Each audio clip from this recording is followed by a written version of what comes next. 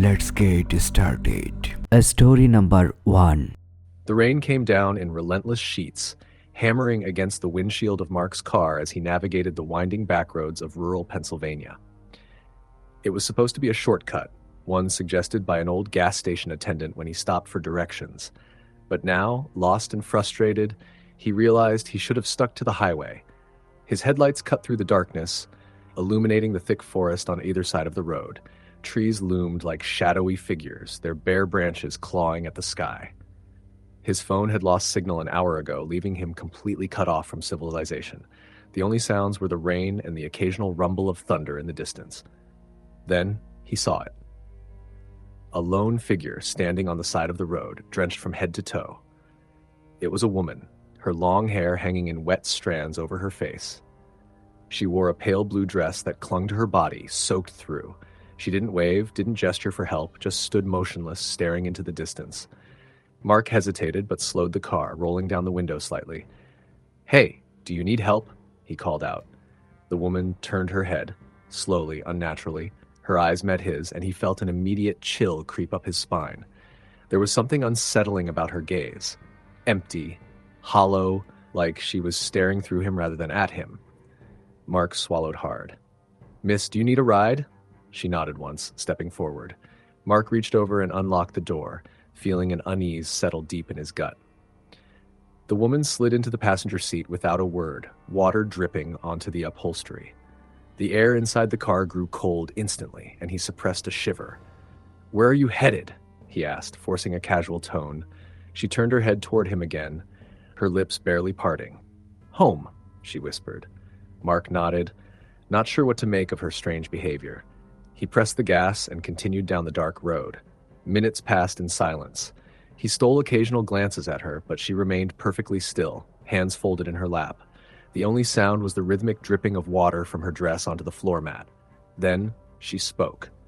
"You shouldn't be here," she murmured. Mark's grip tightened on the wheel. "What do you mean?" "This road," she said, voice barely above a whisper. "Bad things happen here." A flicker of fear ignited in Mark's chest. Like what? She turned her head fully now, her face deathly pale. "People disappear." His stomach twisted. "Disappear?" "They drive this way and are never seen again." Mark let out a nervous laugh, trying to shake off the growing sense of dread. "Sounds like an urban legend." The woman didn't respond. Instead, she reached out and placed a freezing hand on his wrist. "Turn around," she said, her voice suddenly sharp, urgent. He yanked his arm away, startled by how ice-cold her touch was. His heart pounded in his chest. "What the hell?" "Turn around," she repeated. "Before it's too late." Something in her tone sent a wave of terror through him. He glanced at the road ahead, and a figure stood in the middle of the road. Mark slammed on the brakes, tires screeching against the slick pavement. The car skidded to a stop just inches away from the shadowy figure. His breath came in ragged gasps as he stared at the form in front of him. It was another woman, dressed the same as the one sitting next to him. Heart hammering, he turned to his passenger, but she was gone. The seat was empty, soaked with water. Mark's breath hitched in his throat. Slowly, he turned back toward the road. The figure was now right outside his window.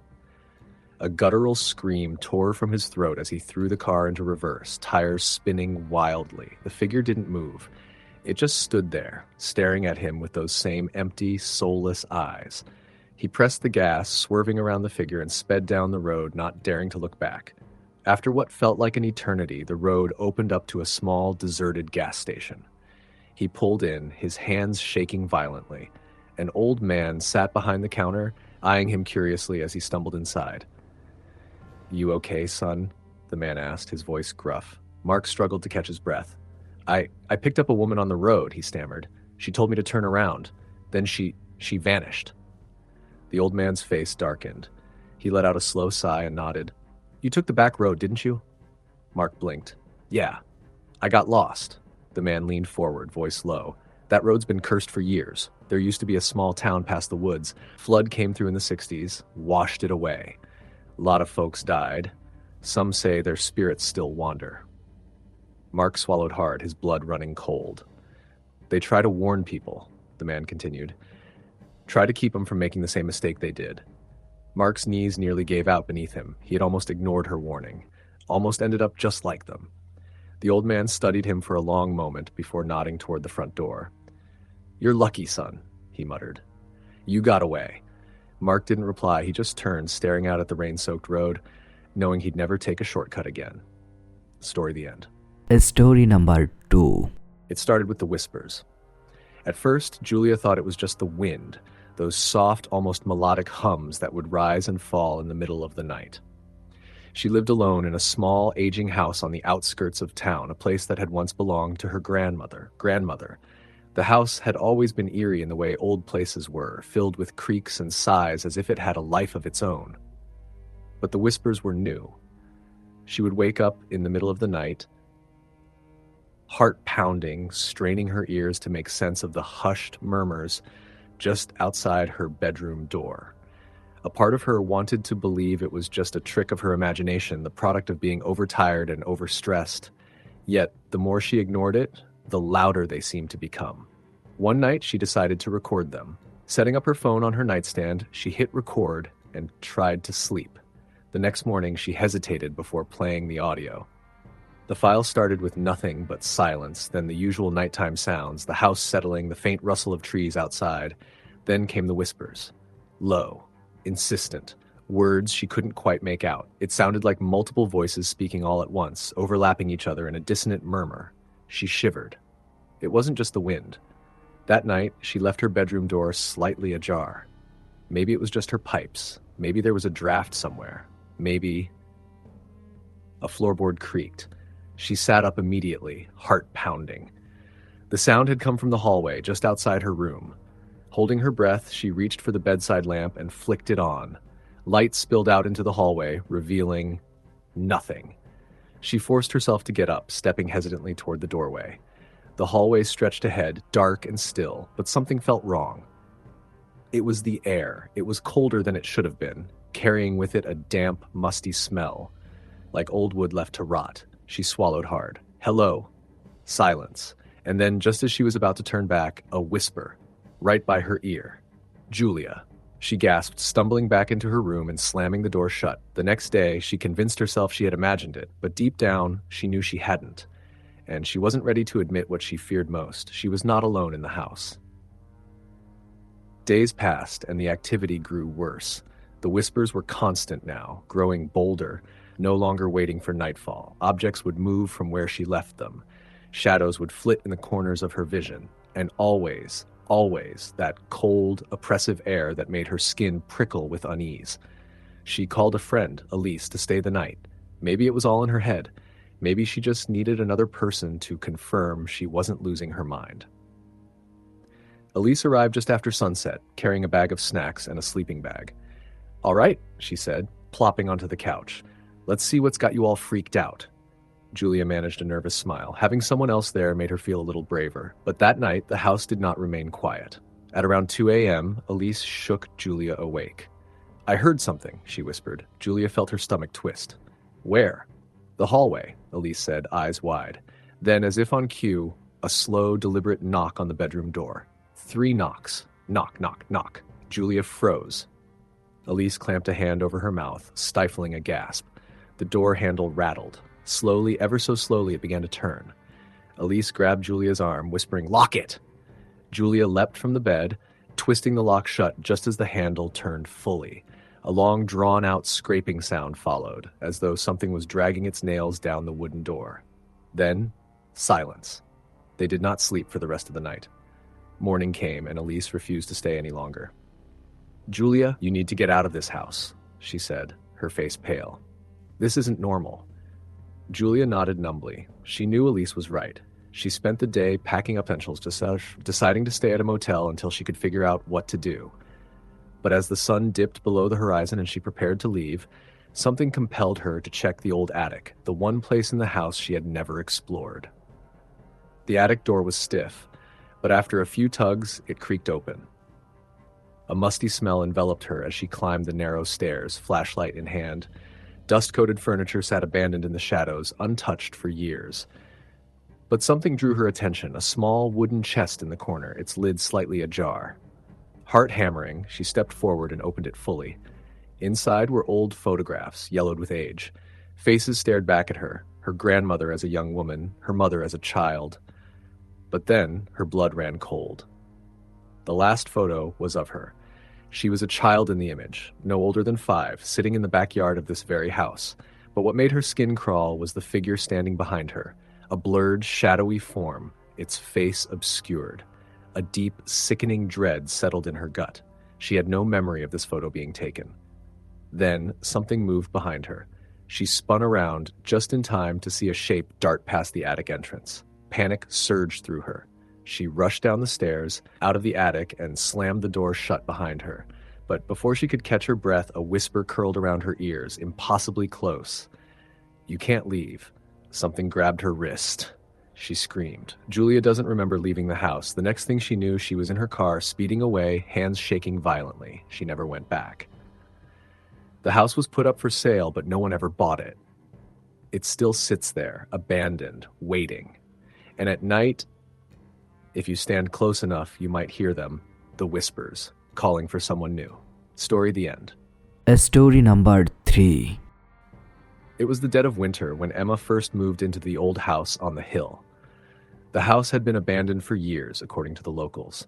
They warned her against moving in, told her the place was cursed, but Emma was undeterred. She had been looking for a fresh start, a place away from the memories of the city, and the house was perfect. It sat alone, isolated by a dense forest, its windows dark and staring out over the icy expanse of land below. When she stepped inside, the house smelled of must and rot, the floors creaking under her feet as she explored each room. The walls were cracked, the paint peeling, and the once grand staircase was now chipped and worn. Despite its dilapidated state, there was something strangely inviting about it. The cold, winter air seemed to seep through the walls, but there was a warmth to the house, almost as if it had been waiting for her. For the first few days, everything was fine. Emma spent her time unpacking, cleaning, and settling in. The house, while old, had a certain charm. The living room, with its large fireplace, became her favorite spot. She would curl up in the armchair with a blanket and a good book, the flickering flames of the fire casting long dancing shadows on the walls. The nights were quiet, peaceful even. But as the days passed, strange things began to happen. It started with the noises. At first, it was faint, the sound of footsteps echoing in the halls when no one was around, the soft rustle of fabric as though someone was moving through the rooms. Emma tried to convince herself it was just the house settling, the old timbers creaking under the weight of the snow that piled up outside, but the sounds grew louder, more distinct, and she could no longer ignore them. One night, she was reading in the living room when she heard the unmistakable sound of a door opening upstairs. She froze, listening intently. The house was empty. She was the only one there. The wind howled outside, the snowstorm having picked up speed, but the door had definitely opened, its hinges creaking under the strain. She stood up slowly, her heart pounding in her chest. Every nerve in her body screamed at her to leave, but she forced herself to move toward the stairs. The upstairs hallway was dark, the only light coming from the faint glow of the moon through the dusty windows. She crept along the narrow hallway, her footsteps muffled by the thick carpeting. The door to the master bedroom was slightly ajar, a sliver of blackness peeking through. "Hello?" she called out, her voice barely a whisper. No answer. She pushed the door open and stepped inside. The room was as cold as ice, the air thick with an oppressive stillness. There, in the center of the room, was the bed, the covers twisted and tangled as though someone had just been lying there. But Emma was certain she hadn't made the bed that morning. A chill ran down her spine. She backed out of the room, closing the door quietly behind her. As she turned to leave the hallway, she saw it, a shadow, moving just at the edge of her vision. It flickered, disappearing as quickly as it appeared. Emma gasped, her breath catching in her throat. She turned her head, but there was nothing there. The house was silent once again. She hurried back downstairs, her mind racing, but no matter how fast she moved, she couldn't shake the feeling that something was watching her. The next few days brought even more unsettling experiences. She began to feel as though she was being followed, that someone or something was always just behind her. The shadows seemed to shift when she wasn't looking, and every so often, she would catch a glimpse of something standing in the corners of her vision. One evening, after a long day of work, Emma returned home to find the living room in disarray. The chairs had been moved, the books on the shelf scattered across the floor. At first, she thought perhaps the wind had blown through the house, but the windows were all shut tight. As she walked further into the room, her gaze fell upon the fireplace. The fire was gone. That wasn't what stopped her, though. What caught her attention was the message etched into the soot on the hearth. Leave. Her blood ran cold. The letters were clear, deliberate, as if written by someone or something that had been watching her for some time. She rushed outside into the freezing night air, her breath coming out in sharp gasps. She didn't know what to make of it. The house was old, yes, but surely there had to be an explanation for the things that were happening. She went to the neighbors, asking questions about the house, about its history. That's when she learned about the family who had once lived there. The Miller family had been wealthy, well-known in the community, but their happiness had come to an abrupt end. The father, a man named George Miller, had disappeared one winter night without a trace. His wife, Margaret, was found dead in the garden several weeks later, her body frozen in an unnatural position. Their 2 children, a boy and a girl, were never found. It was as if the family had vanished into thin air, leaving only rumors behind. Emma's stomach churned as she listened to the story. It was said that George Miller had been a cruel man, that he had been involved in dark dealings, but no one knew for sure. The house had stood empty ever since the tragedy, its doors locked and its windows boarded up. That night, Emma tried to sleep, but found herself tossing and turning, her mind consumed by the ghostly happenings in the house. She tried to convince herself that it was all in her head, that the stories of the Miller family were just that, stories. But deep down, she knew something was wrong. It was the next night that the terror truly began. She had fallen asleep on the couch in the living room, the fire long since extinguished. The house was completely still, the only sound the howling wind outside. But then she heard it, a soft, dragging sound like something being moved across the floor. She opened her eyes, heart pounding, but the room was empty. The fire was out, the shadows long and creeping across the room. She turned her head, and there, standing by the doorway, was a figure. It was a man, tall and thin, dressed in an old-fashioned suit, his face pale and gaunt. His eyes were dark, hollow pits that seemed to pierce right through her. He didn't move, just stood there, watching her. Emma's body went rigid with fear. She couldn't speak, couldn't move. Her breath came in shallow gasps as she stared at the man, who, despite the distance between them, felt as though he was right next to her. The man slowly raised his hand, his bony fingers pointing directly at her. His lips curled into a grotesque smile, and Emma could feel the cold seep into her bones, her blood turning to ice. She wanted to scream, to run, but her body refused to obey. The man stepped closer, his steps echoing in the silence of the house. And then, just as quickly as he had appeared, he was gone. Emma bolted upright, gasping for breath, her heart racing in her chest. The room was empty. There was no trace of the man, nothing to suggest that he had ever been there at all. But she knew what she had seen. She knew that the spirit of George Miller had returned, and he wasn't alone. From that night on, the haunting escalated. The noises became more frequent, the shadows darker and more oppressive. Emma could no longer escape the feeling that something was always lurking just out of sight. She tried to leave, tried to pack up and move out of the house, but every time she reached the door, it would slam shut with a deafening force, trapping her inside. She had become a prisoner in her own home. One evening, desperate to end the torment, Emma decided to confront whatever was haunting her. She lit candles around the house, setting them in the corners of each room, and began to chant the words she had learned from an old book of rituals. The house seemed to respond, the air growing colder with each passing moment. And then, from the darkness, she heard it. A voice. "You should have left." The voice was low, growling, and Emma knew in that moment that it wasn't just George Miller's spirit tormenting her. It was something older, something darker. But it was too late. She was trapped, and the house had claimed her. Story the end. Story number 4. The first time Anna stepped into the old farmhouse, she felt an unsettling chill in the air.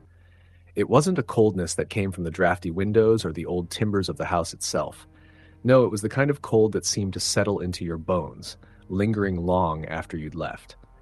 The house had been abandoned for years, its owners long gone, and though it was far from a dream home, Anna had always found it intriguing. She had been looking for a place to escape the chaos of city life, somewhere quiet, somewhere peaceful. The house on the edge of the woods seemed perfect. The fact that it was available for such a low price had been the first sign that something wasn't quite right, but Anna dismissed it. She was desperate for change. She needed a fresh start. The day she moved in, the sun hung low in the sky, casting an eerie golden glow over the fields that stretched endlessly in every direction.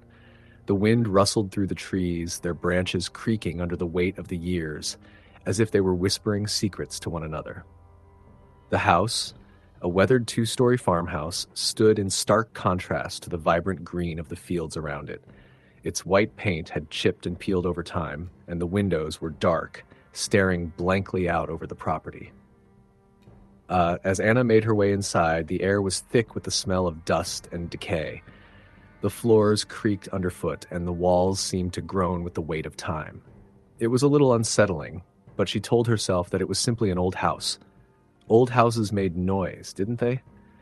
The living room, though dark and musty, was large and open, with an old stone fireplace as the centerpiece. The hearth was cold and empty, the remnants of a long-forgotten fire still visible in the ashes. The wooden beams in the ceiling were exposed, giving the room a rustic feel. Anna set down her boxes and began to unpack, determined to make the place her own. For the first few days, everything was fine. The house was quiet, save for the occasional creak of the floorboards or the wind howling outside. But as the nights wore on, strange things began to happen.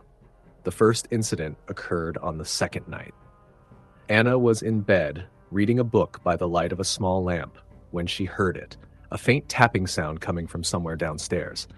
At first she thought it was the wind, maybe a branch tapping against the window. But then it came again, faint but distinct, like someone gently knocking on the door. She got out of bed and walked downstairs, the creaking of the old wood echoing through the empty house. The living room was silent, save for the low hum of the refrigerator in the kitchen. No one was there. The tapping stopped as soon as she entered the room, and for a moment she stood frozen, listening. Nothing. The house was still. Shaking her head, she returned to bed, trying to dismiss it as nothing more than her imagination running wild. But the feeling of unease lingered. Something about the house felt off. The following night, Anna was in the kitchen preparing a simple dinner when she heard the sound again. This time it came from the hallway just outside the kitchen. A soft, slow tapping, as if someone was gently knocking on the door that led to the back porch. Anna's heart skipped a beat. She turned toward the door, which stood slightly ajar, the darkness beyond it impenetrable. Her breath caught in her throat. She took a cautious step toward the door and slowly pushed it open, peering into the hallway. There was no one there, just the empty space shrouded in shadows. She let out a nervous laugh, trying to convince herself that it was just the house settling again. But the sound continued, faint and rhythmic, coming from somewhere upstairs this time. It was almost as if someone or something was walking through the house. Anna's hands trembled as she set her spoon down and cautiously made her way up the stairs. The old wooden staircase groaned under her weight, and the hallway at the top was dark, save for the dim light spilling out from her bedroom door. She stood at the top of the stairs, listening, straining to hear anything that might explain the strange noises. Nothing. With a nervous sigh, she turned toward her bedroom and was about to head back when something caught her eye. At the end of the hallway, a door that had been closed earlier was now slightly ajar. The door to the attic. She felt a strange pull toward it, as if an unseen force was urging her to open it. Slowly, she made her way down the hallway, her heart pounding in her chest. The door seemed to beckon her, though she didn't understand why. She reached for the handle, the cool metal cold against her skin, and with a deep breath, she pushed the door open. The attic was dark, the air thick with dust. The room smelled musty and damp, and the only light came from a small, cracked window at the far end. Old furniture, boxes, chairs, a broken dresser, was piled in the corners, covered in a thick layer of dust. But it was something else that caught Anna's attention. At the far side of the room, a small, ornate mirror stood against the wall. The frame was old, with intricate carvings that had long since lost their luster. It was strange. It didn't seem to belong in a dusty, forgotten attic like this. Anna stepped closer to the mirror, her reflection faint and distorted in the dim light. As she looked into the glass, she felt a shiver run down her spine. There was something wrong about it, something she couldn't put her finger on. Her reflection seemed off. For a split second, her face seemed to contort into something unnatural, her eyes darkening as if a shadow passed over her. She blinked, and the reflection returned to normal. Shaking her head, she turned to leave, but before she could, she heard it again. The sound of footsteps. They were coming from below, echoing up the stairs, slowly, deliberately. Anna's heart raced, and her breath quickened. The house was silent, and yet there it was, clear as day. Footsteps. She ran down the stairs, her pulse pounding in her ears. The living room was still, empty as before, but the hairs on the back of her neck stood up. She was not alone. That night, sleep didn't come easily. Every creak, every rustle of the wind outside seemed amplified. The house felt alive, like it was watching her. At some point during the night, she awoke to the feeling of being watched, her eyes snapping open, but the room was still dark and quiet. There was no sound of footsteps, no tapping on the door, but the feeling of unease wouldn't leave. The next morning, Anna went to the local diner to grab some breakfast. She had hoped a change of scenery would calm her nerves, but as she sat down at the counter, the waitress, an older woman with a stern expression, leaned in toward her. "You're staying at the old Montgomery place, aren't you?" she asked, her voice low. Anna nodded, surprised. "Yes, I just moved in." "Why?" The waitress's expression darkened. "You should leave," she said quietly. "That house isn't what you think it is. People say it's cursed. It's been empty for years for a reason." Anna's stomach dropped. "Cursed?" she asked, unable to hide the skepticism in her voice. "It's just an old house." The waitress shook her head. "You don't understand. The Montgomerys were the last family to live there, and it didn't end well. They say the man who owned it, Benjamin Montgomery, was different. He had a lot of secrets, and after his death, the house became unsettled. People say strange things happen there. Footsteps, doors opening by themselves, mirrors reflecting things that shouldn't be.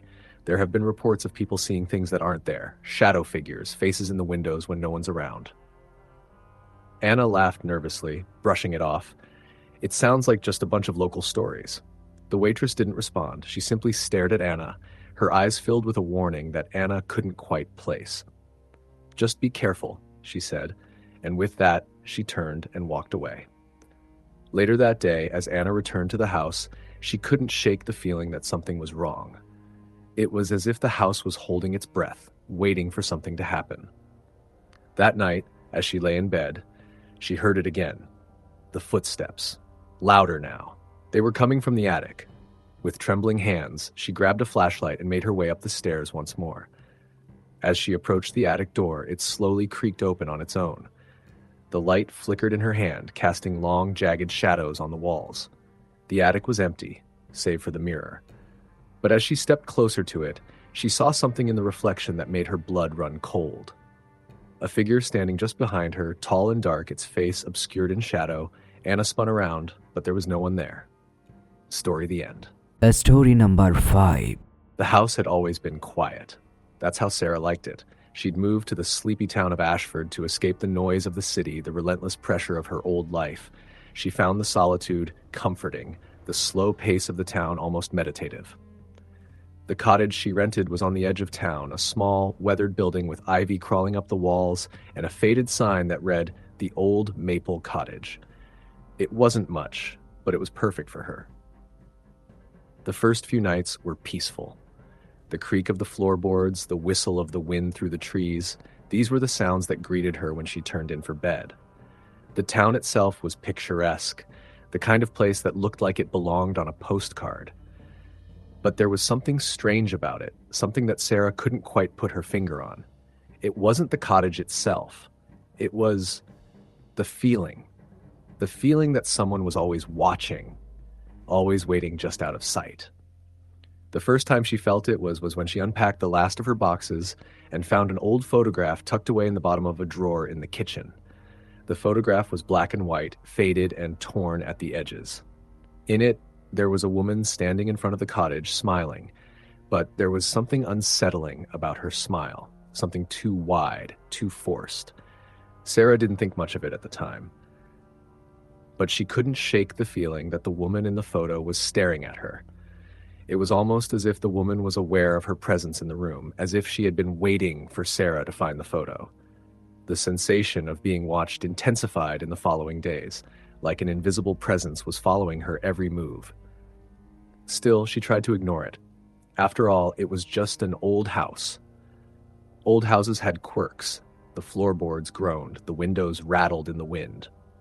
The pipes creaked and groaned when she ran water in the kitchen. She'd heard all the explanations before, and yet, every night as she lay in bed, the feeling lingered. It was on the fourth night that it happened. Sarah was lying in bed trying to fall asleep when she heard a soft, rhythmic tapping coming from the corner of the room. At first, she thought it was just the sound of the house settling, but then it came again, a light, quick tapping. It wasn't a sound she had heard before. She sat up in bed, straining her ears. The tapping continued, a slow, deliberate rhythm, almost like someone was knocking on the wall. Her heart began to race as she listened, unable to place where the sound was coming from. The room was dark, only the moonlight filtering in through the window, casting long shadows across the walls. She got up and tiptoed over to the corner of the room where the tapping seemed to be coming from. There was nothing there, no windows open, no objects that could have caused the noise. She stood there for a moment, the silence in the room swallowing the sound of her own breathing. She couldn't explain it. The tapping stopped. She stood there for another few seconds, waiting for it to start again, but it didn't. The room was still. Reluctantly, she returned to her bed, her mind racing. Maybe it was just a rat, she thought, or the wind. That was all. It had to be. But as she lay back down, trying to convince herself that everything was fine, the tapping started again, this time louder, more persistent. It echoed through the walls, making the hair on the back of her neck stand up. She couldn't take it anymore. Sarah jumped out of bed and rushed to the door. She fumbled with the handle, her hands shaking as she tried to get out of the room.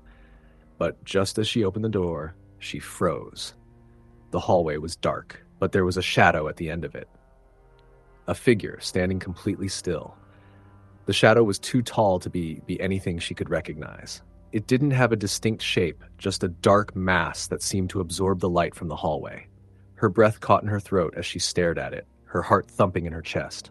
"Hello?" she called out, her voice trembling. No answer. The figure didn't move, but it seemed to be watching her, waiting. Sarah felt the hairs on the back of her neck prickle, the feeling of being watched intensifying. She couldn't explain why, but she knew she wasn't alone. The next few days were a blur of nervous tension. Sarah didn't sleep much. She stayed up late, convinced that the house was haunted. The tapping continued every night, getting louder, more insistent. And the figure in the hallway? It never moved. It was always there, standing at the end of the hall, just out of her reach.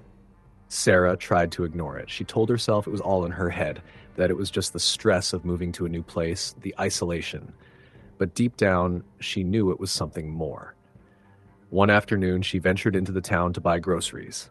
The shopkeeper, an elderly man with a kind face, seemed to recognize her right away. "New to Ashford?" he asked, his voice gruff but warm. "Yeah," Sarah replied, trying to keep the conversation light. "Just moved in last week." The shopkeeper nodded. "I see. Well, don't get too comfortable in that cottage, miss. It's been standing there a long time." Sarah blinked, surprised by the abruptness of his words. "What do you mean?" The old man leaned forward, his eyes narrowing. "The Mercer family lived in that house for decades. Old man Mercer, his wife, and their daughter. The wife, she passed away in the house, but the daughter, well, she was never seen again. No one knows what happened to her. Some folks say she still roams the house, searching for her mother." Sarah felt a chill run down her spine as the shopkeeper's words sank in. She had heard rumors about the cottage, but this was the first time anyone had spoken about it directly. That's just a story, right?" she asked, her voice faltering. The old man shrugged. Could be nothing more than a tale. But strange things happen in that house. You might not notice them right away, but Eventually, the house will let you know. When Sarah returned to the cottage, the atmosphere seemed heavier. The air was thick with tension, and she could feel it pressing down on her shoulders as she walked through the door. The tapping had stopped, but the feeling of being watched was more intense than ever. That night, she finally decided to confront whatever it was that had been haunting her. She waited until the house fell into complete silence, the only sound being her own breathing. She stood in the middle of the living room, determined to face whatever was lurking in the shadows. She called out into the empty house, her voice steady, though her heart raced in her chest. "I know you're here. Show yourself." For a moment, there was nothing. No sounds, no movement, just the quiet of the house. But then, in the far corner of the room, the air shifted. It was subtle at first, almost imperceptible. But the temperature dropped, and the lights flickered. And then, as if summoned by her words, the figure appeared again. This time, it wasn't just a shadow. It was more solid, its features clearer. A woman, tall and thin, dressed in an old-fashioned gown. Her face was pale, but her eyes, those eyes, were empty, hollow. She didn't speak, didn't move, but her gaze was fixed directly on Sarah. Fear surged through her, but Sarah stood her ground. "What do you want from me?" The figure tilted its head slightly, as if considering her question. Then, without warning, it raised its hand and pointed directly at Sarah. The room grew colder, the shadows stretching toward her like fingers reaching out from the darkness. The figure's eyes burned with a cold, eerie intensity, and for a moment, Sarah thought she would freeze in place, trapped by the thing that had haunted her since she first stepped into the house. But then, just as quickly as it had appeared, the figure vanished, leaving Sarah standing alone in the room, her heart pounding in her chest. The house was silent again. The feeling of being watched faded, but the chill remained.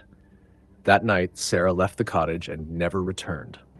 She moved to a different part of town, far from the old cottage, and after a few weeks, the dreams stopped.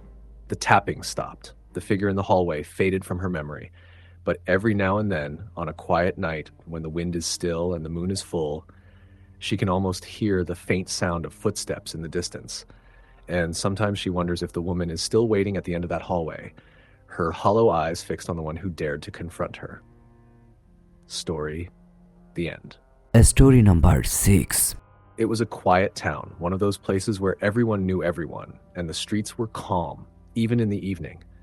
The houses were old, each with a story to tell, and the town's charm was its slow pace, where nothing ever seemed to happen. But beneath the surface, there were whispers.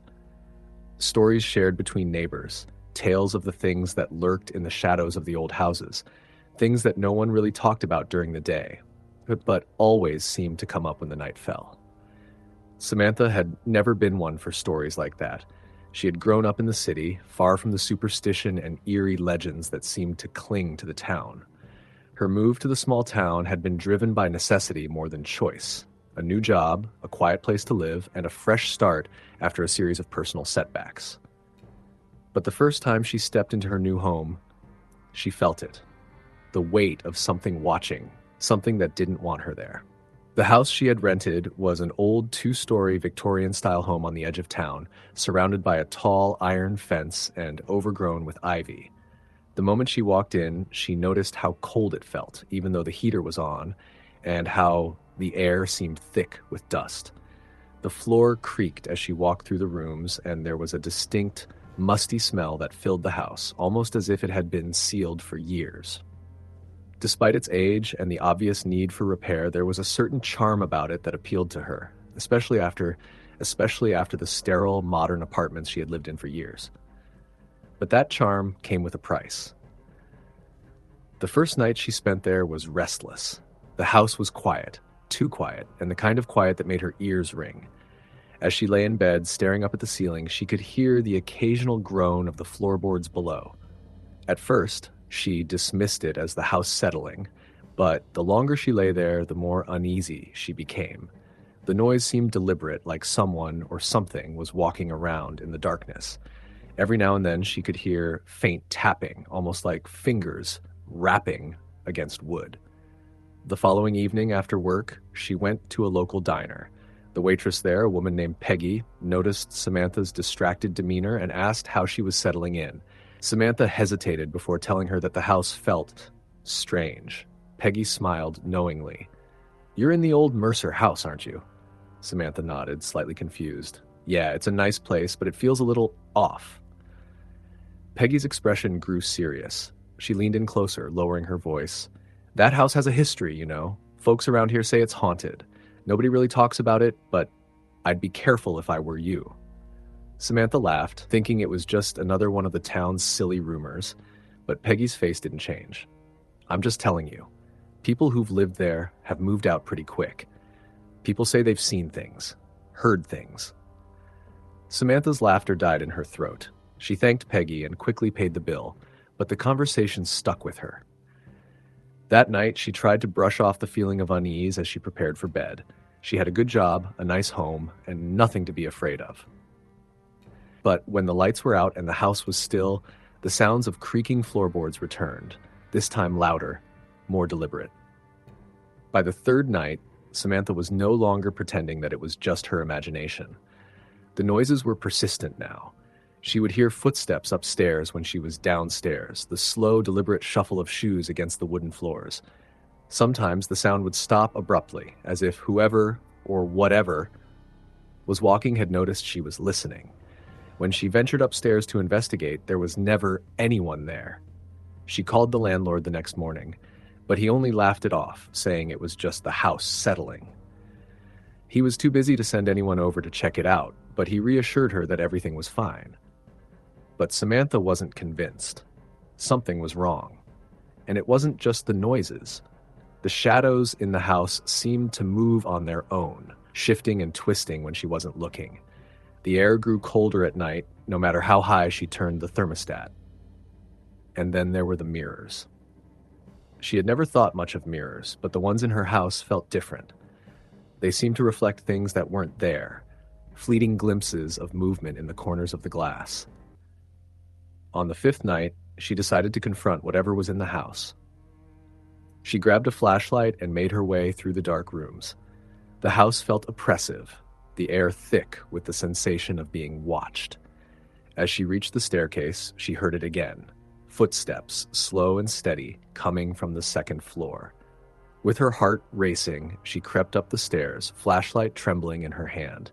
She reached the top and walked down the hallway. The door to the master bedroom was ajar, and a sliver of light from the hallway flickered across the floor. The moment she stepped into the room, the temperature dropped. She could see her breath in the cold air. The flashlight flickered, then died, plunging the room into darkness. She fumbled for the light switch, her fingers brushing the wall in panic, but when she found it, the light did not flicker on. Something moved in the darkness. Samantha froze, her heart pounding in her chest. She could hear the soft rustling of something shifting, as if a figure was standing just out of reach. She reached into her bag and pulled out her phone, using the light from the screen to illuminate the room. And then she saw it. In the far corner of the room, there was a figure, a shape not quite human, but not entirely shadow either. It was tall, unnaturally tall, and its limbs were elongated, almost skeletal.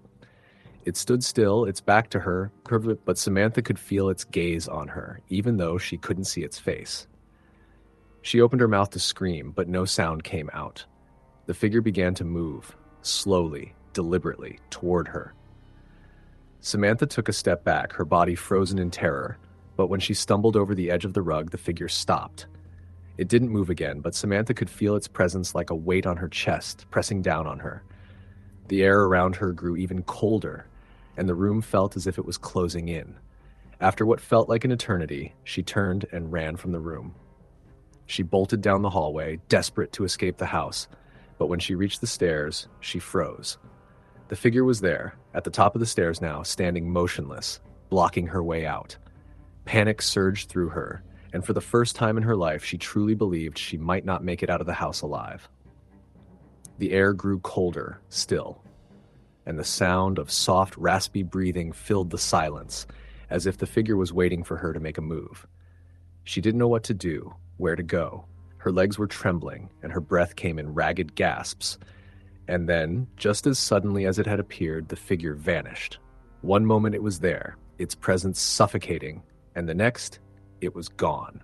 Samantha didn't waste another second. She ran out the door, through the yard, and into the street. She didn't stop running until she reached the diner, where Peggy was still working the late shift. When she walked in, her face pale and drawn, Peggy gave her a knowing look. "You saw it, didn't you?" she asked quietly. Samantha nodded, too frightened to speak. "They all do," Peggy said softly. "The Mercer house has a way of drawing people in, but once it has you, it doesn't let go." Samantha never went back to the house. She found a new place to live, but the memories lingered.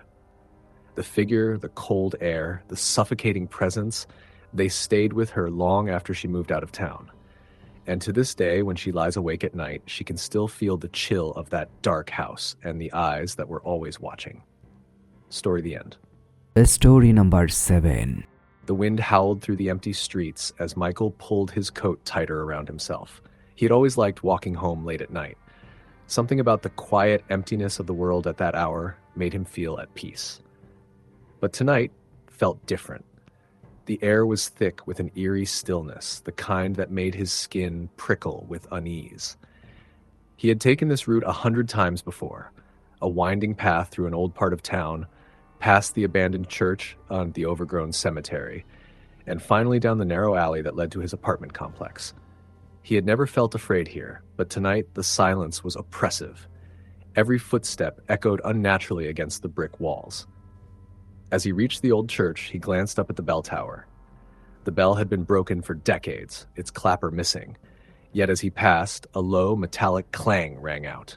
He froze, his breath hitched in his throat. The sound reverberated in the cold night air before fading into silence. Michael swallowed hard, his rational mind trying to find an explanation. Maybe the wind had knocked something loose? He shook his head and forced himself to keep walking. When he reached the cemetery, a sudden gust of wind rattled the iron gates. He glanced at the gravestones, their shapes barely visible in the dim glow of the street lamp. Something shifted in the corner of his eye. A shadow moved between the headstones.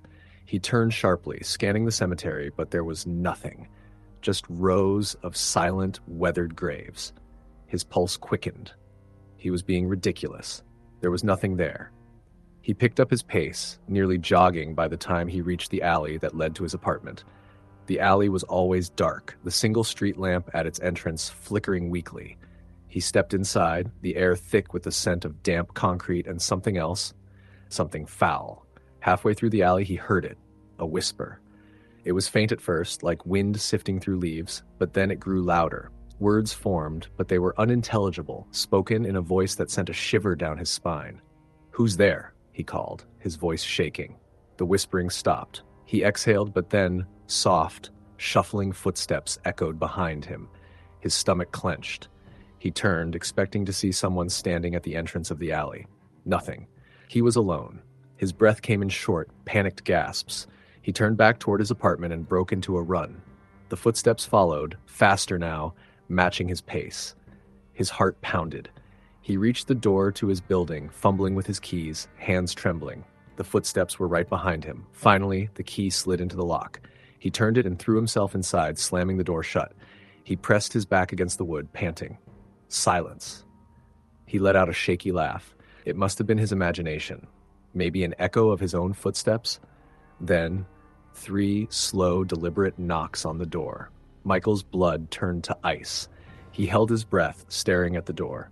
His apartment was on the 2nd floor, the entrance leading to a short hallway and a staircase. If someone had followed him, they would have had to enter the building. But the hallway had been empty.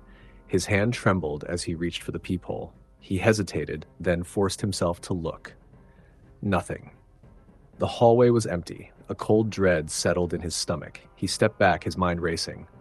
Maybe he had imagined the knocks. His phone buzzed in his pocket. He yanked it out, almost dropping it in his shaking hands, a text from an unknown number. "You left me outside." His breath caught in his throat. He stared at the message, his fingers numb. Another text. "Let me in." He threw his phone onto the couch, his chest rising and falling rapidly. This had to be a prank. Someone was messing with him. The room suddenly felt colder. The air thickened, pressing down on him like a weight. A chill ran through his body. Then, the whispering returned. It came from inside the apartment. His heart slammed against his ribs as he turned toward the bedroom. The whispering grew louder, a chorus of hushed voices, overlapping, urgent. Something shifted in the shadows. A shape. Tall, thin, its head tilted unnaturally to one side. It stepped forward. Michael stumbled back, his breath coming in ragged gasps. The figure was barely visible, its form flickering like a shadow cast by a dying candle. His phone buzzed again. He didn't dare look. The figure took another step, then another. The air grew heavier, pressing against his chest, making it harder to breathe. The voices swelled, a cacophony of desperate murmurs. Michael's vision blurred. Then, darkness. When he woke, the apartment was silent. For a moment, he lay still, unsure if he had imagined it all. His head throbbed, his body cold with sweat. He sat up slowly, scanning the room. Everything looked the same, normal. His phone lay on the floor. He hesitated before picking it up. One new message. With a shaking hand, he opened it. "See you soon." A chill crept up his spine. He wasn't alone.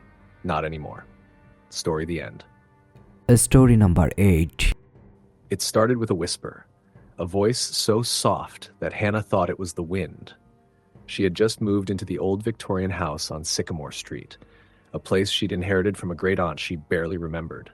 The house was ancient, the wooden floors groaning under her every step, the walls lined with peeling wallpaper that seemed to watch her with quiet scrutiny. The first night was uneventful.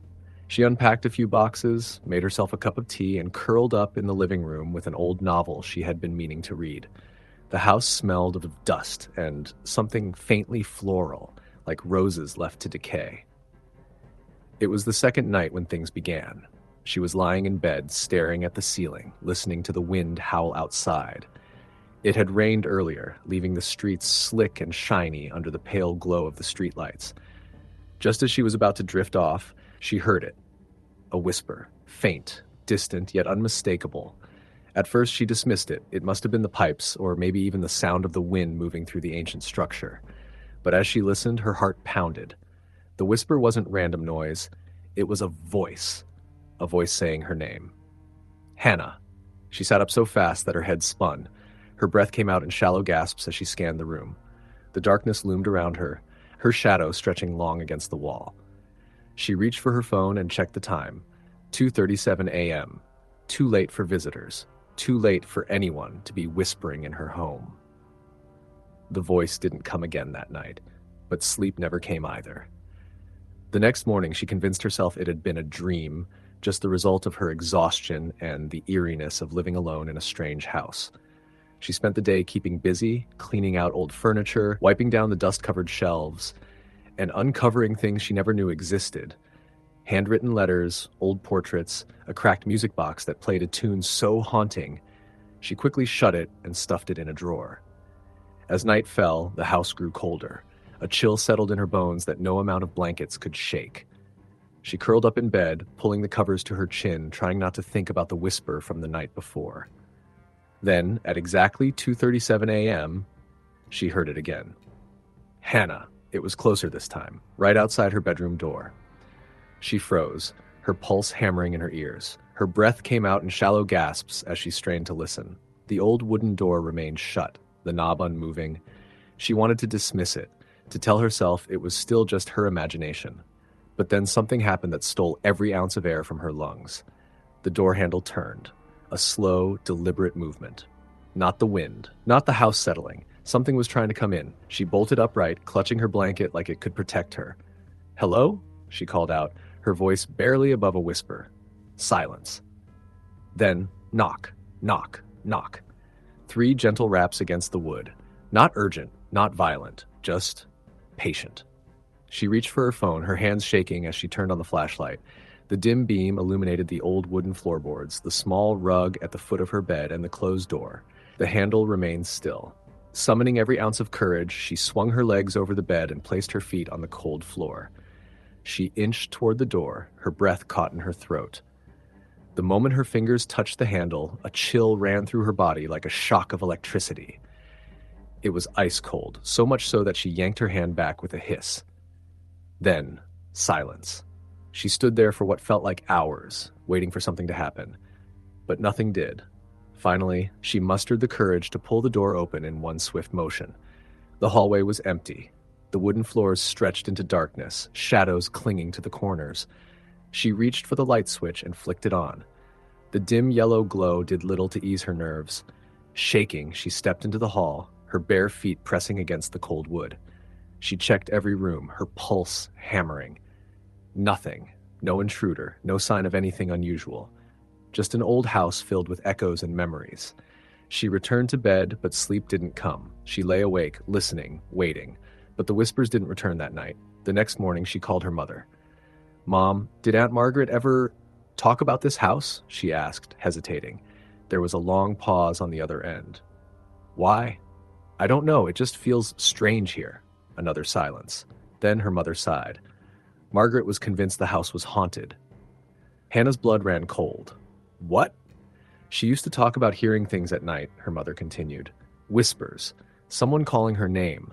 I always thought she was just lonely, spending so many years in that big house by herself. But she was terrified of something. She kept saying, 'It wants me to open the door.'" A chill crept up Hannah's spine. Did she ever say what happened if she did? No. She refused to. She just said, "Never open the door at night, no matter what." Hannah's hands trembled as she gripped the phone. That night, she stayed up, determined not to sleep, determined not to listen. She sat in the living room with every light on, her pulse racing as the clock ticked closer to 2:37 a.m. Then, right on time, knock, knock, knock. Her breath hitched. The sound came from the front door this time. She crept toward it, every nerve in her body screaming to run, but she had to know. She had to see. She peered through the peephole. The hallway outside was empty. Knock, knock, knock, knock. Closer now, she staggered back as the knocking came from the bedroom, then the bathroom, then the hallway. Every door in the house. Knock, knock, knock. She ran into her bedroom and slammed the door shut, locking it. Her breath came in ragged gasps. Then, just outside her door, "Hannah, open the door." A sob choked her throat. "No," she whispered. The voice was no longer soft. It was insistent. Angry. "Hannah, let me in." She squeezed her eyes shut, hands pressed over her ears. The knocking turned to pounding. The voice grew deeper, more distorted. Then, as suddenly as it began, silence. Morning came, and the house was still. She packed her bags and never looked back. The house remained empty for years, eventually falling into disrepair. People whispered about the girl who fled in the night, about the house that called out to those who stayed too long. No one dared to open the doors after dark. And if you ever find yourself walking past the old house on Sycamore Street, listen closely, because at exactly 2:37 a.m., you might just hear it. Knock, knock, knock. Story the end. Story number 9. It started with the sound of water, a soft dripping noise, barely audible over the steady hum of the old house. Jessica lay in bed, half asleep, her body caught in that strange space between waking and dreaming. Drip, drip, drip. She sighed and turned over, pulling the thick comforter over her shoulder. It had been a long day, moving into her new home, a house she had inherited from her grandmother after she passed away unexpectedly. It wasn't much, just a small cottage on the outskirts of town, but it was hers now. A fresh start. The sound continued, persistent and rhythmic. She groaned, rubbing her eyes. Drip, drip, drip. With a frustrated sigh, she sat up. "The bathroom sink," she muttered. "Great." Slipping out from under the covers, she shivered as her bare feet touched the cool wooden floor. The air in the house felt heavy, pressing against her skin as if she had walked into a room filled with unseen watchers. She shook off the feeling. It was an old house. Of course, it would take some time to get used to the sounds. Padding down the hall, she reached the bathroom and pushed open the door. The light flickered for a second before stabilizing, casting a pale yellow glow over the room. She frowned. The sink was dry, no water, no dripping. She turned the faucet and water gushed out freely. Turning it back off, she waited. Silence. Jessica exhaled and ran a hand through her hair. "Just tired," she mumbled, flipping off the light before heading back to bed. As she climbed under the covers, the dripping sound started again. Drip, drip, drip. This time it was closer. Jessica's breath hitched. Her heart pounded in her chest, sending a slow wave of fear through her limbs. She turned her head slowly toward the dark corner of the room. Nothing. Just shadows cast by the moonlight filtering through the curtains. She swallowed hard and turned on her side, willing herself to ignore it. The house was old. Pipes settled, wood creaked, and strange noises were part of the charm, right? Sleep came in uneasy waves, dragging her into restless dreams of voices whispering through the walls. When she woke the next morning, the house was silent. Sunlight streamed through the windows, illuminating the dust motes dancing in the air. For a moment, she questioned if it had all been a dream. The day passed in a blur of unpacking and trying to make the house feel more like home. By the time the sun dipped below the trees, Jessica was exhausted. She made herself a cup of tea, curling up on the couch with a book. A creak sounded from the hallway. Her muscles tensed, fingers tightening around the mug. The sound came again, soft, deliberate. Footsteps, slow, dragging. Jessica held her breath. Hello? Her voice came out smaller than she intended. Silence. She placed her cup on the coffee table and stood, every instinct screaming at her to run. Instead, she forced herself toward the hallway. The old wooden floor was cool under her feet as she took cautious steps forward. The hallway stretched before her, empty. A flicker of movement caught her eye near the bathroom. The door was open. She was sure she had closed it earlier. Her pulse thudded against her ribs as she stepped closer, pushing the door open wider. The mirror over the sink was fogged as if someone had taken a hot shower, but the air was cold, sending a shiver down her spine. Jessica lifted a trembling hand, wiping at the condensation. A breath of air whispered against her neck. She spun around, heart hammering. No one was there. The house was silent again, but it was a thick, unnatural silence. Something was wrong. Jessica turned and hurried back to the living room, grabbing her phone. She hesitated, debating whether to call someone. But who? The police? What would she even say? That she was scared of a dripping sound and fogged mirrors? She exhaled, shaking her head. I'm losing it. That night, the sound returned. Drip, drip, drip. She clenched her jaw and pulled the blanket over her head. Ignore it, she whispered to herself. It's just the house. But as the hours stretched on, the sound grew louder, closer. Jessica squeezed her eyes shut. Then came the whisper. Low. Guttural. Right against her ear. Jessica.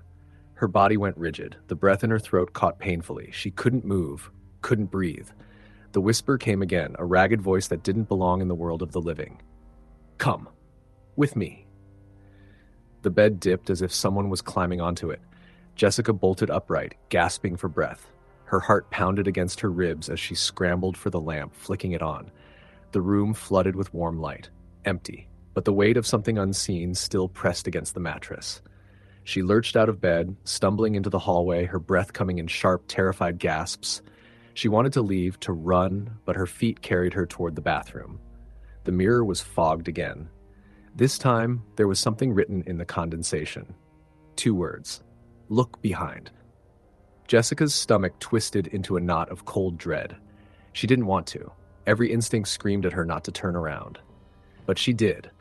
And standing just inches away was a figure, tall, its face obscured by the shadows, hollow eyes bored into hers, and its lips parted in a slow, unnatural grin. Then, it moved. Jessica didn't scream. She couldn't. Everything went black. She woke up the next morning on the floor. The house was silent again, the air stale and heavy. Had it been a dream? Her body ached as she pushed herself up. The bathroom door was open. The mirror was clean. There was no message, no sign of anything unusual, but something was different. The air felt emptier, as if something had left. Jessica swallowed hard and took a deep breath, trying to steady herself. Maybe it was over. Maybe she had imagined it all. But as she turned to leave the bathroom, her reflection didn't move. It just stood there, watching her. And then it smiled. Story the end. Story number 10. It had been an uneventful day when Emma first noticed the shadows. She'd moved into the small cottage at the edge of town just a week prior, hoping the change of scenery would help her escape the noise of city life. The house, nestled in a valley surrounded by dense woods, was the perfect retreat. It had a certain charm to it, though it was weathered by age. The white paint on the exterior was chipped and the wooden porch creaked underfoot. But for Emma, it was everything she wanted. Quiet, peaceful, and far away from her stressful past. She spent the first few days unpacking, organizing, and getting used to the stillness. The house was old, and she loved its character. The creaking floorboards, the wooden beams above her head, the old fireplace that worked perfectly on cold nights, it all felt familiar, like home. However, there was something about the house that unsettled her at night. It wasn't enough to make her feel threatened, but there was a nagging feeling in her gut that she couldn't quite ignore. The first night, she heard the soft, rhythmic tapping against the walls. She figured it was the house settling. Old houses do that. But the tapping wasn't like the normal sounds she'd heard before. It was too deliberate, almost purposeful. It wasn't so loud that it kept her up, but it was persistent enough to make her glance around the room. She told herself it was nothing. There was no need to jump to conclusions. The night passed without incident. The second night, she heard the tapping again. This time, it was louder, more distinct. It came from upstairs, from the direction of the bedroom she had chosen to sleep in. Emma felt the hairs on the back of her neck stand up, and her heart skipped a beat. She wasn't one to believe in ghosts, but in that moment she couldn't deny the unease settling deep within her chest. Trying to rationalize it, she went to bed and tried to sleep through the noise, but her mind kept racing. The house creaked, groaned, and settled. The tapping came and went, and by the time she drifted off to sleep, she had convinced herself it was nothing more than the old structure of the house and the wind playing tricks on her. On the third night, things escalated. The tapping returned, but this time it was accompanied by a soft whispering. So faint at first, Emma wasn't sure if she had heard it or if it was just in her head. She lay in bed, wide awake, listening intently. The whispering continued, growing a little louder with each passing minute, though it was still indecipherable. It wasn't in any language she knew, but it sounded almost pleading. "Hello?" She called out into the darkness, her voice shaking slightly. There was no response. The whispering stopped. Emma sat up in bed, the silence now too overwhelming. The room seemed to close in around her, and the air grew thick and cold. Her breath came out in shallow gasps, and her heart began to race. She told herself it was just her imagination. It had to be. There was no other explanation. But then the whispering began again, this time much clearer. The words were faint, but she could make out the occasional syllable. "Help me. Help." Emma's pulse quickened as she threw off the covers and bolted from the room. She reached for the light switch, but the power went out, plunging her into darkness.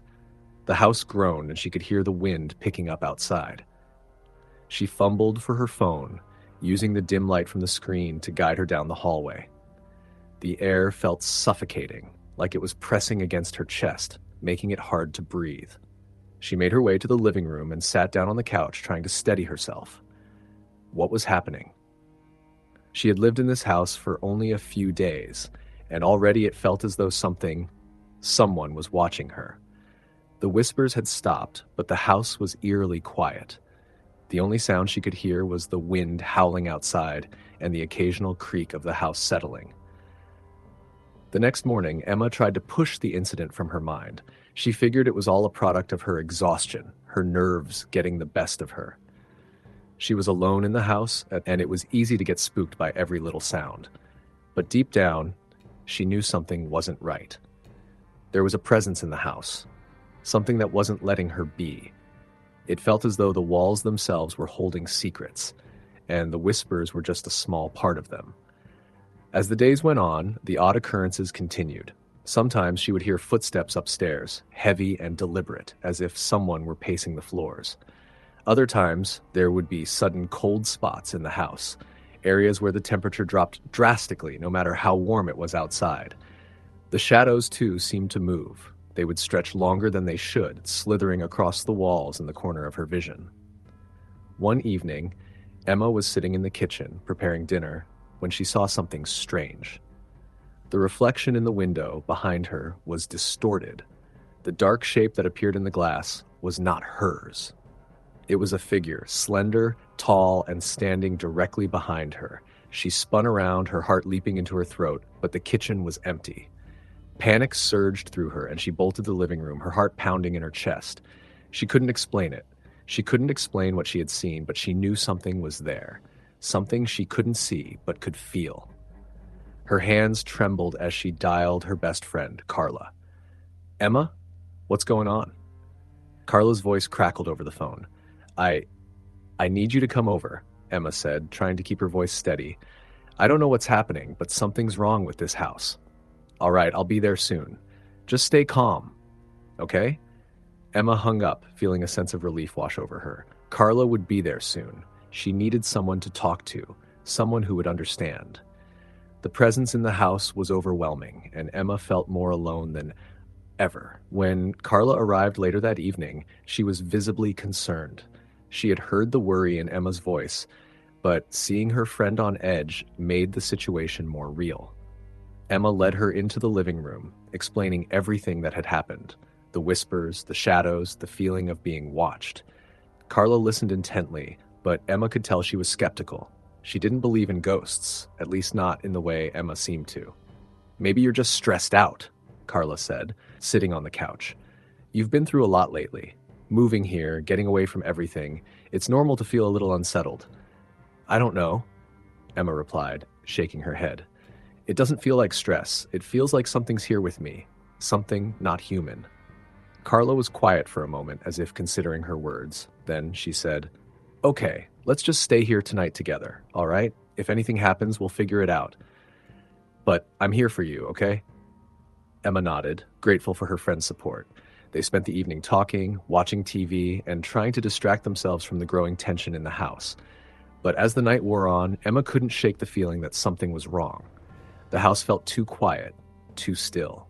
And then, around midnight, the whispering began again. Carla turned to her, her face pale. "Do you hear that?" Emma nodded, her eyes wide with fear. "It's happening again." The whispers grew louder and clearer this time. They seemed to come from all directions at once, surrounding them.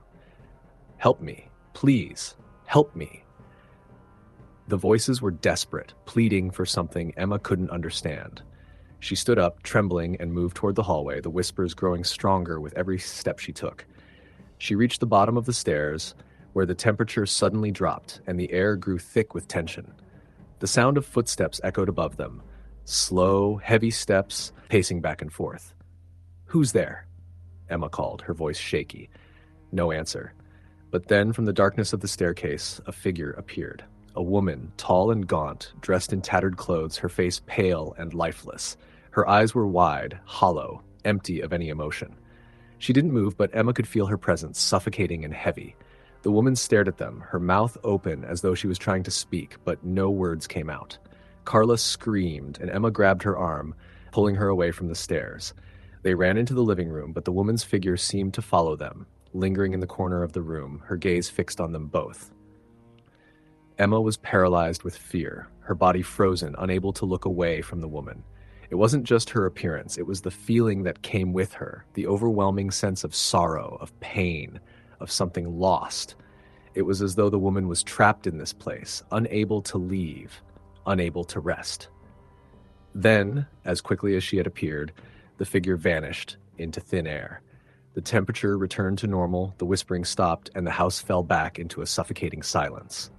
Carla was the first to break it. "We need to leave. Now." They didn't hesitate. Emma grabbed her things and they ran out of the house, not looking back. They didn't stop until they were well outside, in the safety of the town, far from the cottage.